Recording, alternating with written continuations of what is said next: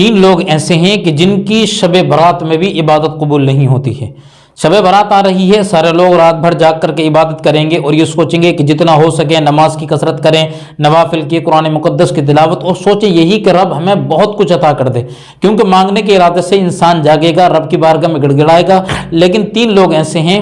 کہ ان تین لوگوں کی جو ہے وہ اس رات میں بھی عبادت قبول نہیں ہوگی اور نہ ان کی کوئی دعا قبول ہوگی۔ اور وہ تین لوگ کون ہیں؟ سب سے پہلا انسان وہ ہے کہ جس کے والدین ناراض ہیں۔ والدین اگر ناراض ہیں تو اس رات میں بھی اس انسان کی مغفرت نہیں ہوگی، یا اس رات میں بھی اس کی عبادت قبول نہیں ہوگی اور بخشش نہیں ہوگی۔ تو کیونکہ والدین کی رضا میں اللہ کی رضا ہے، اور جب اللہ ہی ناراض ہے آپ سے تو اس رات میں مانگیں گے آپ اللہ سے، نماز اللہ کے لیے پڑھیں گے، سب کچھ اللہ رب العزت کی رضا کے لیے کریں گے، لیکن وہ کیسے ادا کر دے گا جب والدین ناراض ہوں گے۔ اور دوسرا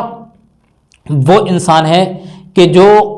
اگر کسی سے قرض لے اور اس کی نیت اگر دینے کی ہو تو بہت ٹھیک ہے، اس رات میں اس کی عبادت بھی قبول ہوگی، سارا معاملہ اس کو جو ہے وہ قبول ہوگا۔ لیکن اگر دینے کا ارادہ ہی نہیں ہے کہ اب دوں گا ہی نہیں میں، ایسے بہت سارے لوگ ہیں جب لیتے ہیں تو روتے ہیں، گڑ گڑاتے ہیں، لیکن جب دینے کا نمبر آتا ہے تو دیتے نہیں ہیں، تو ایسے لوگوں کی بھی عبادت اس رات میں قبول نہیں ہوگی۔ اور تیسرا ظالم، جو مظلوم کے اوپر ظلم کرتا ہے، اگر کسی کو ستاؤ گے، پریشان کرو گے، تو اگر وہ جب بد دعا کرتا ہے تو پھر ظالم جو انسانوں کا ستانے والا، اس کی بھی کوئی عبادت اس رات میں قبول نہیں ہوگی، تو اس سے پہلے توبہ کر لیں۔